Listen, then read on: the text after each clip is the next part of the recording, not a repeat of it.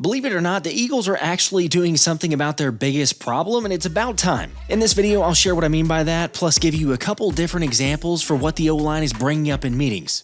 Meanwhile, we got takeaways on Patullo's offense, Saquon backing up A.J. Brown, and Nakobe Dean is starting the comeback. So let's talk about that and everything else around the Birds. But first, let's run it.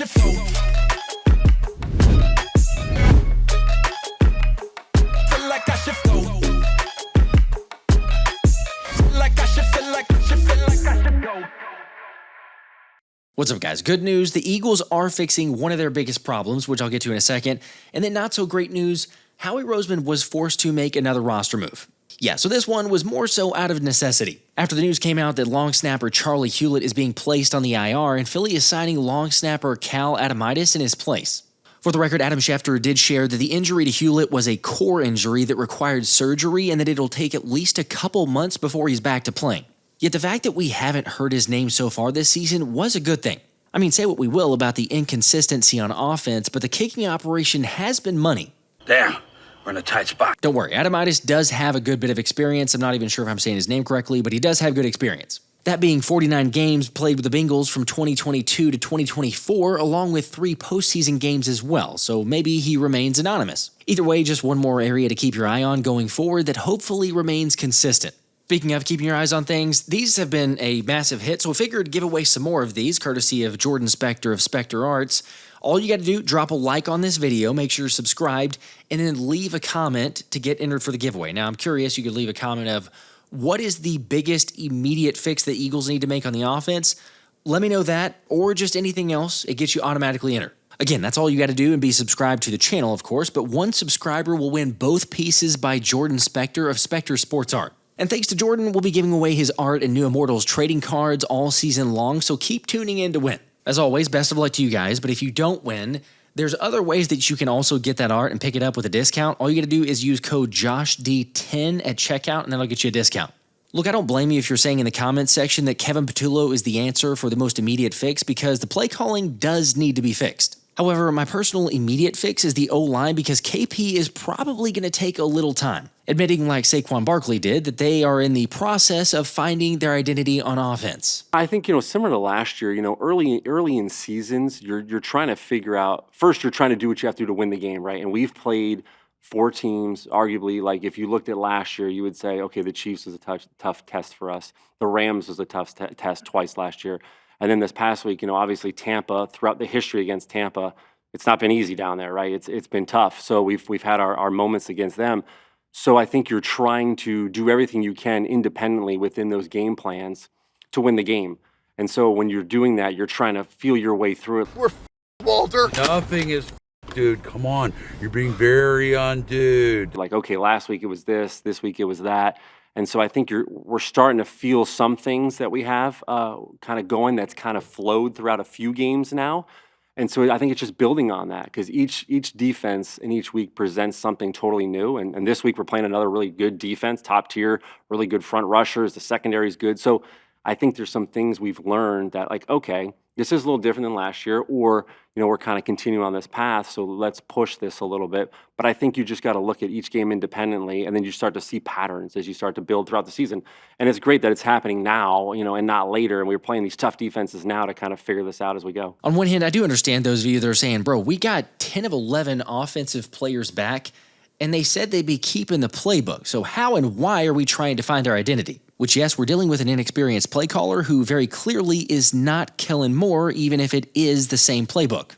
Well, there's no instructions. For the record, I do believe in the Eagles and KP in getting this thing turned around, because I'm with Tommy Lawler of the Eagles Blitz in that it may not be this week or next week. It may take until November, but it will get fixed, because there's too much talent on this team for it not to get turned around. Heck, out of 8 halves of football this year, the offense has looked good in 3 of them. By the way, not sure that I think it will or that it can take until November, but at the same time, you still look at the schedule. It's not the worst case scenario if it takes them through that point, because we talked about the opponents that you have coming up. You got Denver, yes, that'll be a challenge, but then you have the Giants, the Vikings, and the Giants, and then a bye week. So it's possible, but I don't think it'll take till November.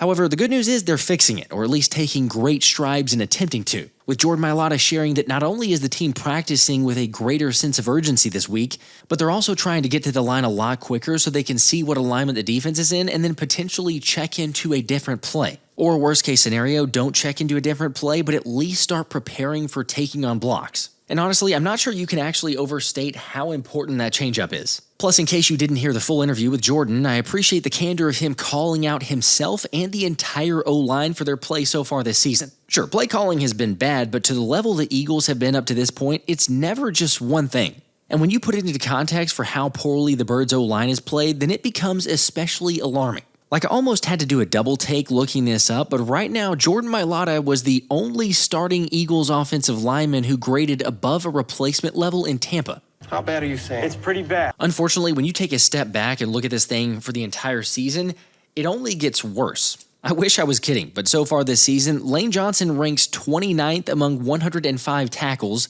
Landon Dickerson ranks 78th out of 95 guards, 40 slots behind first-year starter Tyler Steen, and Cam Jurgens ranks 16th out of 46 centers.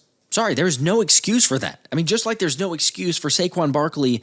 Last season, he averaged over 3 yards before contact. Over 3 yards. Now again, the vast majority of these O-linemen are the same. We did lose Mekhi Becton. That is a void, but it's not the end-all be-all, and nor should it be the reason that Saquon this season is less than 1 yard per carry before contact. Granted, listening to KP, they may not be very far off. We've been so close on so many runs, and I still think we're still trying to feel our way out, as far as who we are. Each game, especially this first four, right? We had so much history with these teams, so they know our personnel. They know a lot of things that we've done in the past, so you're trying to feel out like, okay, this has been good against them in the past. Is it still? Do we need to do things new? So I think there's still a feeling out process, and we've been really close. Stout does an unbelievable job with the O-line. The guys are so good on game day about communication with me. Saquon's been unbelievable, and I know they're wanting it to happen so bad, but at the same time, we just don't want to. You don't want to force it because you don't want to have like, okay, we got to hit some home runs. But at times when we need to run it, we've done a decent job of picking up yards in critical moments. It happened the other day in a few spots where we kind of needed some yards. We ran the ball a little bit.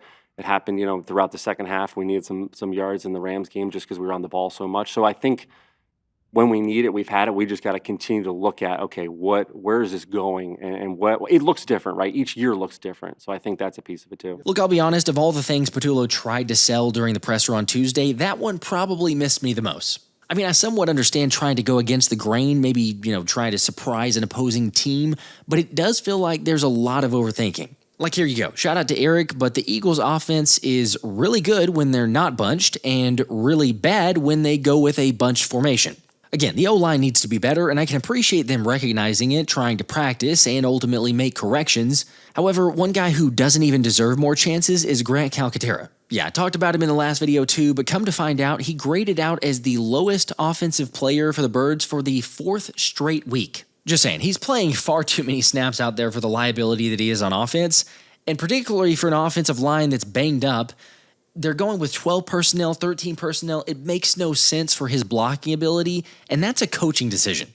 The same goes for the design of plays, but I can't help but wonder if that has to do with the health of Dickerson, Steen, and Jurgens on the interior. Otherwise, if they're healthy and just playing terrible, then I'm with Johnny Page, who said the Eagles run into loaded boxes or called runs where pre-snap motion dragged a linebacker right into the gap. And also everything is basic and that they're making things that much more difficult when they don't need to be.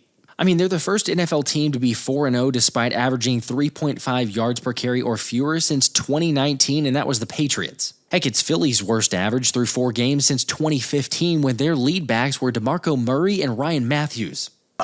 Gross. Very gross. Those were dark days when it came to running backs, but we've got Saquon Barkley, so I don't know, maybe support him a little bit better with some better play calling and better blocking. Now, the conversation this week has been mostly about A.J. Brown and the frustration that he's shown towards the offense, and rightfully so. Because obviously the eye test is bad enough, yet when you dig into the stats and analytics, Philadelphia's 4-0 start is historically bad. In case you were wondering how bad we're talking, so the Eagles are only the second team ever to go 4-0 despite getting outgained in each of their first 4 games. FYI, the other team was the 2012 Cardinals, who were outgained by 145, 15, and 183 yards to open the season, with wins over the Seahawks, Patriots, Eagles, and Dolphins. Of course, they were quickly found out as frauds with Kevin Kolb at the quarterback position as they ended up losing their next 9 games in a row to eventually finish the season 5-11. However, taking it a step further, the Eagles are also only the 3rd team in NFL history to get to 4-0 despite averaging below 5 yards per play in each of their first 4 games. Again, you already know one of those teams that I just talked about, but the other one would be the 2006 Ravens, who won 4 in a row before ironically playing the Denver Broncos in Week 5. Probably means nothing, but it is kind of weird that Philly plays Denver this week also in Week 5. Anyway, no team has won 5 straight and kept up those stats, but the difference from those 2 other teams that I mentioned is the Eagles roster is loaded on offense. I mean, everyone knows it. If this squad plays up to its potential, then it's a wrap, which is why A.J. Brown has been voicing or tweeting his frustration. And I'll just say it, the frustration and competitiveness is a good thing. Heck, it shows our guys aren't going to settle to just be happy with the wins. At the same time, to be consistent, and like I've said previously, there are probably much better ways to handle it, and I'm not necessarily buying the rumored reports of things being bad within the Eagles locker room. Because say what you will, but A.J. Brown was voted a team captain on the offense for a reason. Plus, Saquon Barkley is on record saying A.J. Brown is the best player on the team, and that he's basically just like him, but Saquon isn't able to run routes like A.J. can. By the way, not bringing that up to start a debate, just trying to say that yes, if the Eagles are going to get to where they want to go, then 11 plays a very important factor. Yet there's no denying it does speak to how insanely resilient this unit is to still be 4-0. 63 players in the National Football League have more receiving yards this season than A.J. Brown. 63. 24 quarterbacks have more passing yards this season than Jalen Hurts. 21 players have more yards from scrimmage than Saquon Barkley. Jalen Carter has yet to have a sack this season, Ty. And the Eagles, in the course of the 4 games, have been outgained by 327 yards, which is the 4th worst margin in the NFL. So they're being outgained. A.J. Brown hasn't gotten on track. Jalen Hurts hasn't thrown the ball particularly effectively. Saquon Barkley is not running the ball particularly well. Jalen Carter still doesn't have a sack, and they're 4-0. They're unbeaten. They become very resourceful, very Patriot-like, very Chief-like, very resilient, find a way to win the game, even though they're being outplayed, whether it's blocking kicks or intercepting passes or whatever it may be. But they become incredible, despite the fact that the team hasn't played incredible. Is it sustainable? Probably not. Do they have to play better? Absolutely. But man, they are a tough out, and they find ways to win, and they are a resilient bunch. And I would imagine this week when the Eagles play, I would imagine they're going to try to get the ball to A.J. Brown because the squeaky wheel usually gets greased. I would imagine Jalen Hurts is going to throw the ball better. Saquon's going to want to run the ball better. Maybe Jalen Carter will get a sack. Maybe some of these things will start happening. But boy, they've been off for a team that is still 4-0. Somehow, some way, they're the only undefeated team in the NFC. You realize the Eagles are also doing this despite their defense having the worst EPA when it comes to penalties out of all teams in the NFL. Seriously, the offense is playing terrible, the defense is playing good, but they're nearly beating themselves, and yet they're still 4-0. Not a surprise, really, but all the credit in the world goes to Vic Fangio for unlocking the full potential of the defense. Because even with the pass rush that isn't exactly getting the job done, Philly ranks as the best blitzing defense in the NFL. So go figure, like Dennis Selman said, for Vic Fangio, there's an old dog up to new tricks. I don't think our rush has been bad. The ball's been coming out pretty quick at times. I haven't felt an epidemic during the games when I'm calling them that our rush isn't good enough.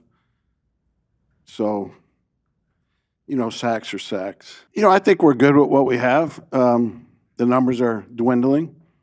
And if we need more, I'm sure Howie will get something done. I was asked this afterward, not entirely sure if that means that there's no pass rusher or at least a move to make for pass rusher, but Fangio does seem pretty happy. He talked about Zadarius Smith in the press conference. He did play much better, 50% of the snaps played, so he's making improvements.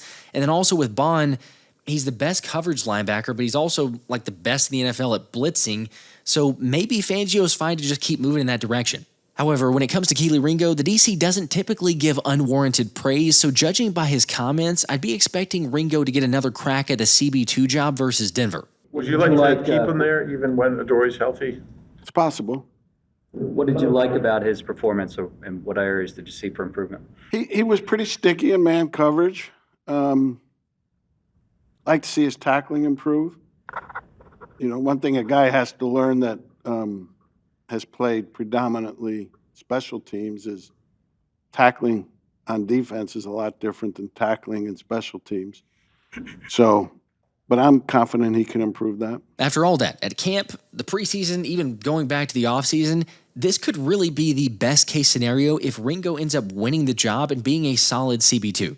After all, Quinyon Mitchell is going legendary mode, and Cooper DeJean is basically right there with him. Anyway, shifting gears for Nakobe Dean, in case you hadn't heard, Fangio said he expects him to start practice window either this week or next week to see where he's at. Followed by the Eagles opening Nakobe's practice window and signing back Antoine Powell-Ryland to the practice squad for some pass rush help. Important to note, Philly will have 3 weeks before Dean technically has to be added to the 53-man roster. Look, it's great news either way, but it wouldn't surprise me to see Dean officially come back in Week 8 just to give him all the possible time he could. I say that unless there's an injury to Baun or Jihaad earlier and you need him to play. Otherwise, my personal opinion, I wouldn't rush it if you don't have to. Granted, I say that, and it certainly didn't take long before the Eagles got him back out on the field because Nakobe Dean was back for his first official practice, getting in some work Wednesday. So yeah, one good to see, just like Lane Johnson, who left Sunday's game with a shoulder injury, but also practiced in some capacity. In fact, the same goes for Adoree Jackson, Tyler Steen, and Jalen Carter. Obviously, we'll see as the week goes along what the official designation is, but just to not be sitting out is a positive. Now, unfortunately, I can't say the same thing about Dallas Goedert, as he was nowhere to be seen at Wednesday's practice. Which on one hand, again, you can say, yes, Josh, it's just Wednesday, but man, he's dealt with this knee injury, so hopefully it doesn't keep him out because he's severely underrated. All right, I do want to announce the winner of the recent ticket giveaway thanks to the Eagles win, and congrats to Lights Out Streaming for winning 2 Eagles tickets to any game of your choice. Just got to hear back from you to claim them, and the details are below. And also, for everyone else out there, I'm giving away tickets after every Eagles win, so just another reminder to be subscribed to the channel. As always, I'll keep you guys posted on updates. If we get anything, make sure to drop a like, leave a comment on the video to be entered for the giveaways there, and also stay tuned. We got a couple exciting guests coming up on the next couple episodes. This has been the Philly Special.